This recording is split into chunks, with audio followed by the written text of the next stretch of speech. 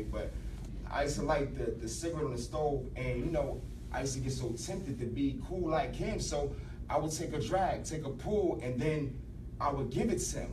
But that was at 6 years old, so that kind of getting to just what I'm talking about, it was leading up to the criminal behavior that y'all see on TV, which I don't understand. So when you see a kid at 19 years old, you know, he gunned down 3 people and he's being arrested and he's covering his head and he's on his way to see the judge, all y'all see is, damn, he's a damn monster. He's a fucking monster. Like, look what he's done, this, but you don't really know how he grew up. You really don't know how he grew up. I know some women who've been arrested for prostitution. It's because their mother had a problem, so they told their babies, because they were younger, they looked better, to have sex for money so they can use drugs. And when this happens, that's what she knows. She thinks everybody's doing that. So the way I was living in my household, I thought everyone was living that way. I thought everyone was lighting cigarettes. I thought everyone seen their father shoot guns before and see the smoke slowly come out the barrel. I thought everyone did that. The first time I heard a gun was at 9 years old. And I remember the empowerment it gave me. I remember the empowerment it gave me. I wanted to go on the roof with him. I wanted to shoot at people. I just wanted to see it because I loved the movie Rambo, you know what I'm saying? And I was 9. I played with, you know, toys and, you know, we boom pow and we played cops and robbers with my cousins. So it was like, I'm actually holding the gun. So this is my father. You know, my teacher's saying, you know, you listen to your mother and father. So I'm listening. So what am I doing wrong?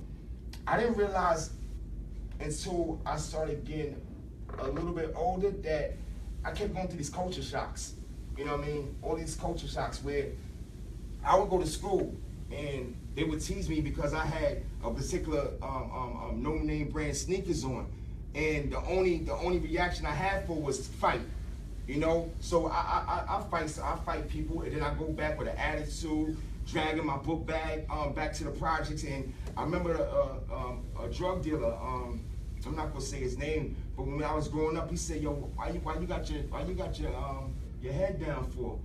He said, "What's your problem?" I said, "You know, they was clowning me because I didn't have no name brand sneakers." Like, you know, he said, "Then why don't you take the sneakers? Why don't you take their sneakers?" And I was like, you know, he said, "Yeah, like I'm giving you permission. Like that's how I grew up. That's how you're supposed to grow up. We're from Lincoln Projects. We don't take that from anybody." That's what he instilled in me, and I got it. At 8, 9 years old, I got it. I understood that we were one. So this is before I became a gang member, but we were already in the culture of being a gang. So he said Lincoln Projects, the projects that we were from, because we live like this, the government wants it like this. Other people don't want us in your neighborhood. We're the black sheep. We're supposed to be the way we are. And no one is supposed to deal with us. No one's supposed to like us, so fuck them all. That was the whole mentality, fuck them all. So when y'all hear kids listen to Tupac and he says, fuck the world, that's what they're talking about. It sounds cool, it sounds nice to hear in the club, but it was meant for kids that went through what we was going through in the inner city, where we didn't have silverware, we had plastic forks, and that plastic fork came from the Chinese, you know, restaurant that I ate last night. My mother used to beat my ass if I threw them forks away, because she was like, you wasting money, you know what I mean? You know, we had all kinds of different kind of funny cups, you know? Cups from the Yankees game, the Jets game, we kept them cups like they were souvenirs, because if you threw away the cup, she figured that you were being wasteful. I remember I was forced to eat food I didn't want to eat, you know, sometimes it was lose small proportions, and I wanted to, you know, eat more food. And then sometimes it was some more huge proportion, but that was like ravioli. And I was like, come on now. I can't eat but so much ravioli. You know, and water, like, come on, it's not even flavored water. Like, you know, what's going on? But this was my lifestyle. I grew up with my father often beating my mother, you know. My mother went to Cabrini University, you know. She graduated top of her class, very smart woman, very smart. Small, petite, beautiful woman, like, you know, never did any drugs, never did any crime in the world, but she loved the man who was into the exact opposite of what she was. So she produced me, my brother, and my sister, and they were all younger than me, and when he used to put speed knots on her head, throw liquor in her face, choke her, slam her on the floor, punch her so hard that she do backflips over the couch, smack her where snot and blood used to come out her nose and just wouldn't stop pouring, and he would pass out and she would pass out from being hit. And I remember climbing up on her because I was so small and rubbing her face and not understanding anything. Not understanding why I loved him so much and hated him so much. Not understanding why I loved her so much and hated that she was with this person that used to punch me around. They used to attack me for no reason. He got so high and drunk that he didn't know what day it was. I used to get beat for shit that happened 2 weeks ago. I didn't know back then, but what was happening was my mental stability was diminishing, you know? Because back then they didn't talk about depression. We didn't know what that was. We didn't know what mental illness was. We didn't know what mental disorder was. So I didn't know that I was going through something. So what I had got into was I started self-mutilating. I first started biting myself, where I used to bite and I used to draw blood, which is extremely hard to do. I realize that now when I spoke to doctors. It's hard to do. The next thing I used to do was, because I used to light cigarettes on the stove for my father, I used to play with the stove all the time. I love burning myself because I needed the mental anguish in my head to disappear. I needed it to disappear. I didn't want it anymore, so I used to play with the stove and burn myself. I used to stick my hand in water and play with sockets and get the shock because I needed to go somewhere else. I needed to read a book and go somewhere else. I needed to be somewhere happy. I needed to see someone else go through the mental anguish and the pain I was going through. I just wanted to be somewhere else. But every day, I woke up in the same hell.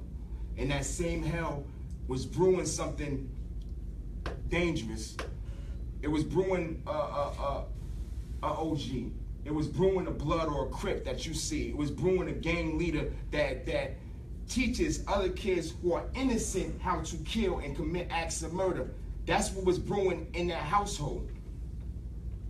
I grew up in the 80s. I was born in 1980 in the middle of Harlem.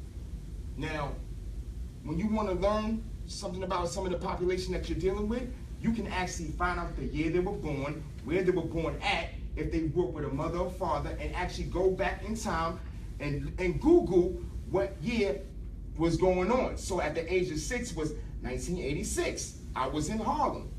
I went to one of the worst schools in Harlem, PS 200. I got kicked out of PS 200 in the first fucking grade. I played hooky in the first grade. Things that was like, it's unheard of. But we all were doing that. I remember it was reported 3 rapes.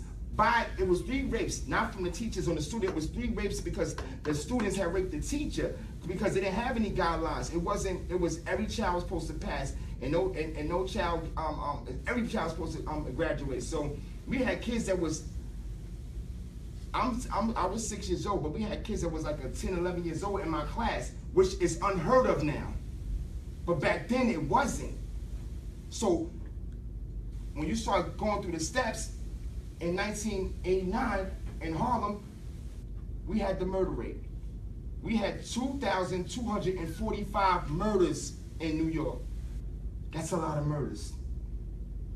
When y'all hear about Chicago and it's like, oh my God, they're killing each other. Guess what? Inner city's been doing that for years. This is not the worst Chicago's ever been. Chicago's been worse for years. It's just being broadcast right now, so it looks horrible, it looks scary, but guess what? They're used to this. It's y'all that don't know. It's other people that don't know. Philly's been going through shooting waves for years. When I was locked up and I was doing serving drugs in Philly, they used to go through weekends where 16 people were murdered for the weekend, over and over and over again. We used to call it Red Summers because that's what happens. We didn't know who was gonna die. All we knew was that we liked being out here and it was fun because we couldn't have fun nowhere else. Because as soon as someone else sees that we're from a different neighborhood and we're proud to be where we're from, they gotta go. So I knew how to conduct myself. I went to Catholic school for 12 years. I knew how to shape up, wear a tie, and everything like that. I knew exactly what to do. So when I got accepted at all of my colleges, I got into my college, I loved it. I was super smart. I ain't never had a pen or a pencil, you know, to go to class, but I was able to get all good grades all the time. When that was what they instilled in me in Catholic school. It's be better than public school. Be better than the system. Be better, be better, be better. And that's what they instilled in me. So we had the knowledge. The only component that they didn't have was don't worry about your environment. Don't let your environment make you who you are. That's the only thing they didn't tell us. That's the only thing that we really needed. So I had one to get into college, but I didn't have the tools on how to leave the gang-banging lifestyle and my criminal ways out of college. So when I went to college, I thought it was free for all. My campus looked very similar to y'all campus. But one of the first things I did when I went to the campus was I brought weapons.